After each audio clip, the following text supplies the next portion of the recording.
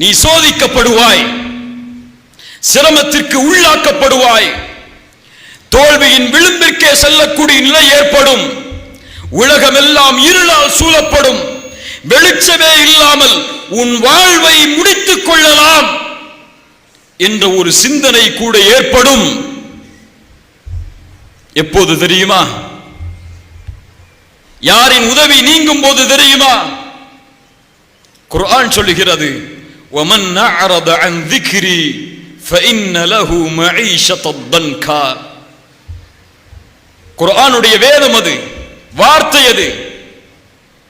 யார் இறை நினைவிலிருந்து நீங்குகிறாரோ, படைத்த இறைவனை மறந்து இந்த உலக வாழ்வில் வாழ ஆரம்பிக்கிறாரோ, மஈஷத்தன் தன்கா, நெருக்கடியான வாழ்வை இறைவன் அவருக்கு ஏற்படுத்துவான்.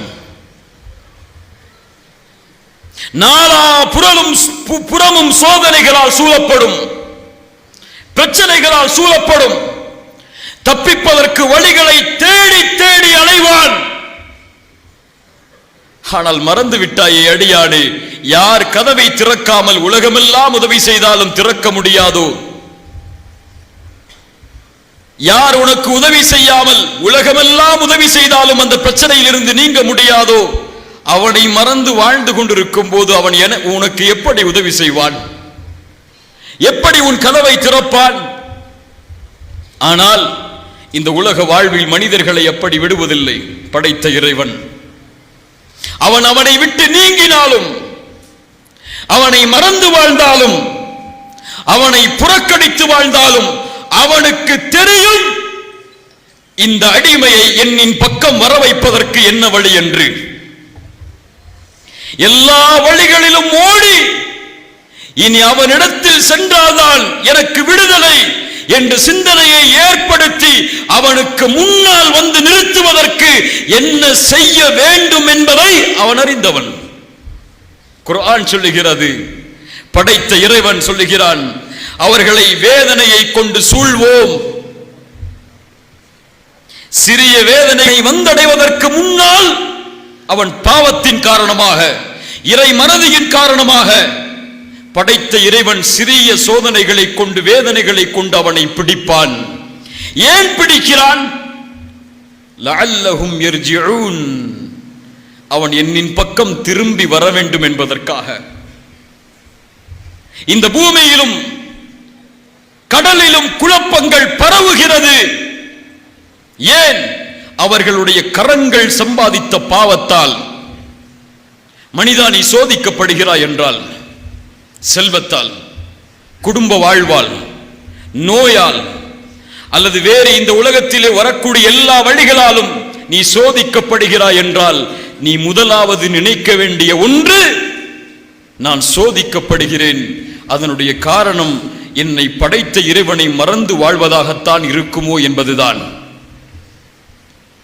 எனக்கு படிப்பில்லை, நான் சோதிக்கப்படுகிறேன், திறமை இல்லை, சோதிக்கப்படுகிறேன் என்று கிடையாது. இந்த உலக வாழ்வில்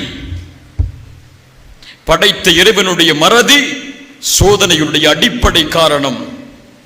அவனுடைய கட்டளைகளை மீறுதல், பாவங்கள் செய்தல் அவனுடைய சோதனைக்கு அடிப்படை காரணம். இறைவன் சொல்கிறான், அவன் சம்பாதித்த பாவத்தினுடைய தண்டனையை கொஞ்சம் அவனுக்கு சுவைக்க கொடுக்கிறான் இறைவன். ஏன்? மீண்டும் அவன் இறைவனின் பக்கம் வர வேண்டும் என்பதற்காக. திரும்பி வந்து அவனுக்கு முன்னால் பணிந்தால் அந்த சோதனையில் இருந்து விலக்குவதற்கு அவன் வழிகளை ஏற்படுத்துவான். ஏன்? அவன் நாடினால் இந்த உலகத்தில் உள்ள எல்லா சங்கடிகளும் அறுபட்டு போகும், எல்லா சூழ்ச்சிகளும் மறைந்து போகும். அதைத்தான் அத்துணை நபிமார்களுடைய வாழ்வும் நமக்கு பாடமாக கொடுக்கிறது.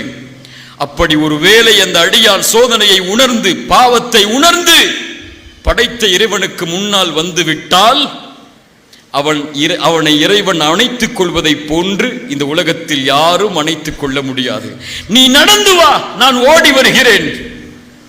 நீ நடந்து வா, என்னின் பக்கம் வா, இறைவா நான் சோதிக்கப்படுகிறேன், விடுதலையை கொடு, நான் உன்னை நோக்கி வருகிறேன். முஹம்மது ரசூலுல்லாஹ் சொன்னார்கள் ஸல்லல்லாஹு அலைஹி வஸல்லம், ஒரு அடியான் படைத்த இறைவனின் பக்கம் திரும்பி வரும்போது படைத்த இறைவன் எல்லையற்ற மகிழ்ச்சி அடைகிறான். ஆம் கண்ணியத்துக்குரியவர்களே, பாவங்கள் படைத்த இறைவனை விட்டு நம்மை தூரமாக்குகிறது. குற்றங்கள் படைத்த இறைவனை விட்டு நம்மை தூரமாக்குகிறது. அதிலிருந்து மீண்டு அவன் வரும்போது படைத்த இறைவன் மகிழ்ச்சி அடைகிறான். எப்படி தெரியுமா? தூதர் ஒரு அழகிய உதாரணத்தை சொன்னார்கள். ஒருவன் பாலைவனத்திலே தன்னுடைய வாகனத்தோடும் உணவோடும் பயணம் செய்கிறான். களைப்பில் அந்த வாகனத்தை நிறுத்தி கொஞ்சம் உறங்குகிறான். விழித்து பார்க்கிறான், அவனுடைய வாகனமும் இல்லை, அவனுடைய உணவும் இல்லை. பாலைவனத்தில் எங்கே செல்வதென்று தப்பிக்க முடியாமல் அங்கும் இங்கும் ஓடுகிறான். அவ்வளவுதான், என்னுடைய வாழ்நாள் முடிந்து விட்டது என்று மறுபடியும் மயக்கம் அடைகிறான். மறுபடியும் எழுந்து பார்க்கிறான், அவனுக்கு முன்னால் உணவும் அவனுக்கு முன்னால் அவனுடைய வாகனமும் இருக்கிறது. ஆஹா, போன உயிர் கிடைத்து விட்டதே என்ற மகிழ்ச்சியில் படைத்த இறைவனை பார்த்து சொல்லுகிறான், இறைவா நீ என் அடிமை, நானும் இறைவன் என்று. நபி சொன்னார்கள், அவன் உண்மையில் அதை சொல்லவில்லை. அவன் மகிழ்ச்சியின் ஆனந்தத்தில் சென்று என்ன வார்த்தை பேசுகிறோம் படைத்த இறைவனுக்கு முன்னால் என்று அறியாமல் அவன் பேசிவிடுகிறான். இவன் எப்படி தொலைத்த உணவும் தொலைத்த வாகனமும் கிடைத்தால் மகிழ்ச்சி அடைகிறானோ, அது போன்று தன்னை விட்டு நீங்கி பாவத்தில் சென்ற அடியான் தன்னை நோக்கி தன் பாவத்தை உணர்ந்து தன்னை நோக்கி வரும்போது படைத்த இறைவன் இவன் அடையக்கூடிய அந்த தொலைத்த உணவையும் வாகனத்தையும் பெறக்கூடியவன் அடையக்கூடிய மகிழ்ச்சியை விட மகிழ்ச்சி அடைகிறான். இதோ இருக்கிறது நம்முடைய பிரச்சனைகளின் தீர்வு. இதோ இருக்கிறது நம்முடைய சோதனைகளின் தீர்வு. இதோ இருக்கிறது நம்முடைய சூழ்ச்சிகளின் தீர்வு. இதோ இருக்கிறது நம்முடைய இழப்புகளின் தீர்வு. இதை ஒருவன் பெற்றுவிட்டால் அவனுக்கு பிறகு எது இழந்தாலும் இழப்பாக அவன் கருத மாட்டான். ஆனால் ஒருவன் இந்த தீர்வை இழந்து விட்டால், படைத்த இறைவனை விட்டு நீங்கி சோதிக்கப்பட்டதற்கு பிறகும் அவனுக்கு முன்னால் பணியவில்லை என்றால் அவன் அவகாசத்தை நீட்டிக்கொண்டே போவான் வாழ்வு முடியும் வரை. அந்த அவகாசம் முடிந்து விட்டால் அவ்வளவுதான். அதற்கு பிறகு அவனுக்கு வரக்கூடிய சோதனையை யாரும் நீக்க முடியாது. பாவங்கள், சோதனைகளின் அடிப்படை, பிரச்சனைகளின் அடிப்படை, வாழ்வில் ஏற்படக்கூடிய சிரமங்களின் அடிப்படை. இதை உணர்ந்து ஒருவன் விலகி இறைவனின் பக்கம் சென்றால், அவன் செல்லுவதற்கு முன்னால் இறைவன் அவனின் பக்கம் நெருங்குவதற்கு காத்துக் கொண்டிருக்கிறான்.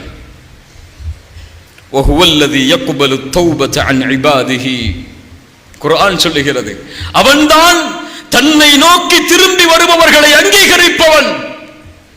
இந்த உலகத்தில் உறவுகள், நம்மோடு வாழக்கூடியவர்கள், நமக்கு முன்னால் இருக்கக்கூடியவர்கள், நாம் ஏதாவது அவர்களுக்கு கெடுதல் செய்தால் எம்மை ஒதுக்கி விடுவார்கள், விரட்டி விடுவார்கள்,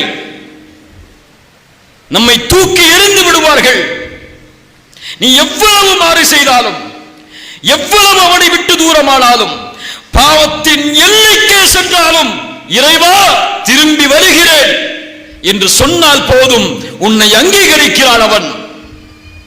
அவனுடைய அன்பிலிருந்து, அருளிலிருந்து நிராசை அடைந்து விடாதே. ஷைத்தானுக்கு எது மிக பிடித்தமானது தெரியுமா? பாவத்தை ஒரு மனிதன் செய்வதை விட, பாவத்தில் ஒரு மனிதன் மூழ்குவதை விட ஷைத்தானுக்கு மிக விருப்பமானது படைத்த இறைவனுடைய அன்பிலிருந்து தூரமாகுவது, அவனுடைய நம்பிக்கையிலிருந்து நம்பிக்கை இழப்பது.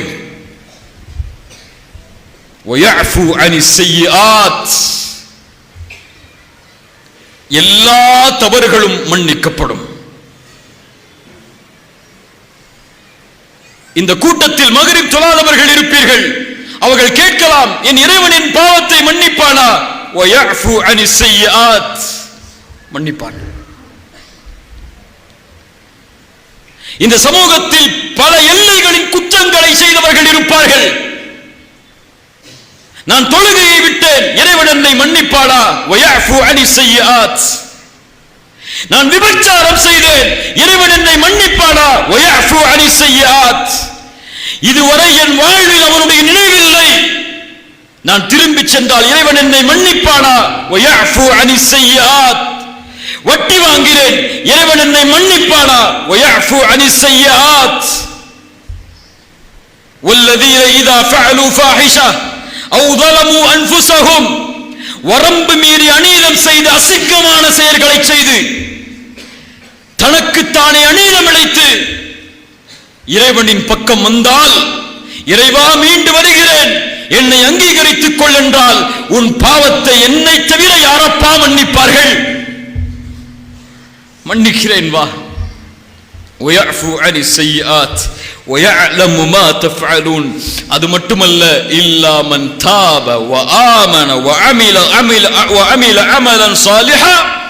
நீ பாவ மன்னிப்பை செய்து நல்ல அமல்களை செய்தால் அதற்கு பிறகு என்ன செய்வேன் தெரியுமா? என்ன செய்வேன் தெரியுமா? யார் உன் இறைவன் என்பதை புரிந்து கொள்ளுங்கள். நீ செய்த பாவங்கள் அளவு நன்மையை உனக்கு தருவேன். என்னிடத்திலே திரும்பி வந்தால், ரசூலுல்லாஹ் சொன்னார்கள், தூதர் சொன்னார்கள், அழகிய நிகழ்வது. நாளை மறுமையில் இறைவன் அழைப்பான் ஒரே ஒரு மனிதனை தனியாக. அவனுக்கும் இறைவனுக்கும் இடையில் ஒரு திரை போடப்படும். அவன் கேட்பான் அந்த அடியானை பார்த்து, அடியானே, இந்த பாவத்தை இந்த நேரத்திலே செய்தாயே, நினைவிருக்கிறதா என்று. அவன் சொல்லுவான், இறைவா எனக்கு தெரியும், நான் செய்தேன் தான் அந்த பாவத்தை. மறுபடியும் கேட்பான், இந்த பாவம் உனக்கு தெரியுமா? அப்படியே அடுக்கிக் கொண்டே போவான். அவன் நினைத்துக் கொள்வான், இறைவனின் பாவங்களை எண்ணிவிட்டான், நான் அழிந்து விட்டேன் என்று. அவனை நெருக்கமாக்கி இறைவன் சொல்லுவான், அடியானே, உலகத்தில் நீ செய்த பாவத்தை நான் மறைத்தேன்.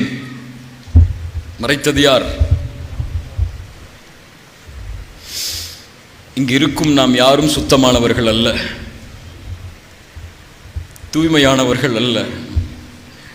நமக்கு முன்னால் ஒரு திரை இருக்கிறது, இறைவன் நம்முடைய பாவங்களை மறைத்த திரை.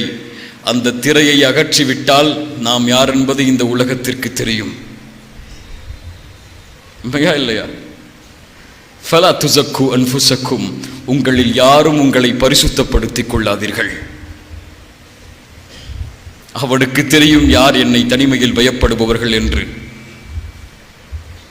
அவனுக்கு தெரியும் மறைவில் யார் என்னை பயப்படுபவர்கள் என்று. அவன் சொல்லுவான், நான் மறைத்தேன் உன் பாவத்தை, அது நான் உனக்கு செய்த கருணை,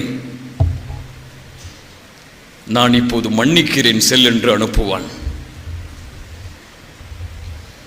அந்த கருணை மிக்கவனை விட்டு எங்கே செல்கிறீர்கள்? அவனை விட்டு விட்டு சிரமத்தை நீக்குவதற்கு யாரை அழைக்கிறீர்கள்? எந்த தத்துவத்தை, எந்த சித்தாந்தத்தை கொண்டு அவனுடைய சிரமத்தை நம்முடைய வாழ்வில் நீக்கிவிட முடியும்? அவன் எனக்கு கருணை செய்யவில்லை என்றால் எதற்கும் அஞ்சாதீர்கள், எதற்கும் கவலை கொள்ளாதீர்கள். புறக்கணிக்கப்படலாம், தூக்கி வீசப்படலாம், முகத்திற்கு முன்னாலேயே அவமானப்படுத்தப்படலாம். எம்மோடு இருப்பவரே எமக்கு முன்னால் ஒன்று பின்னால் ஒன்று பேசலாம். இப்படி எது வேண்டுமானாலும் நம்முடைய வாழ்வில் நடக்கலாம். ஆனால் கவலை கொள்ளாதே, இறைவன் உன்னோடு இருந்தால், நீ உன் தவறுகளை உணர்ந்திருந்தால், இறைவனின் பக்கம் செல்ல வேண்டும் என்ற எண்ணம் நம்முடைய உள்ளத்திலே இருந்தால், இதுவெல்லாம் வாழ்க்கையின் நடைமுறைதான், நிகழ்வுதான். இது மாறும். அதுவரை பொறுமையோடு இரு. சோதனை வந்தால் வெற்றி வரும், தோல்வி வந்தால், இழப்பு வந்தால் வெற்றி வரும். இழப்பு இல்லாமல் வெற்றி இல்லை, நஷ்டம் இல்லாமல் லாபம் இல்லை. ஒன்றை இழக்காமல் ஒன்றை பெற்று அர்த்தம் இல்லை. மேலையா பத்ருடைய தோல்வி, பத்ருடைய வெற்றி, அதற்கு பிறகு உஹதுடைய தோல்வி பாடம் இல்லையா? பாடம் இல்லையா? ஆனால் தோற்றுவிட்டீர்கள் என்பதற்காக மனம் தளராதீர்கள். வசனம் இறங்கியது, வலா தஹினு வலா தஹ்சனு அன்துமுல் அலௌன இன் குன்தும் முஃமினீன். உஹதிலே தவறு செய்து விட்டீர்கள், தூதரின் வார்த்தைக்கு மாறு செய்து விட்டீர்கள், அவ்வளவுதான், இனி அடிந்து விட்டோம் என்று ஒருபோதும் நினைக்க வேண்டாம். இந்த தோல்விக்கு பிறகு வெற்றி உண்டு. அன்துமுல் அலௌன், நீங்கள் உயர்ந்தவர்கள் இறை நம்பிக்கை கொண்ட நிலையில் இன்னும் நிலைத்திருந்தால் சுப்ஹானல்லாஹ், உலக வாழ்வு எல்லாம் மாறி மாறி மாறி மாறிதான் வரும். நாம் நம்மை சீர்படுத்திக் கொண்டு இறைவனின் பக்கம் நெருங்கிக் கொண்டிருந்தால் எந்த சோதனைகளையும் இந்த உலக வாழ்வில் எளிதில் முறியடித்து விடலாம். சோதிக்கப்படுவோம்,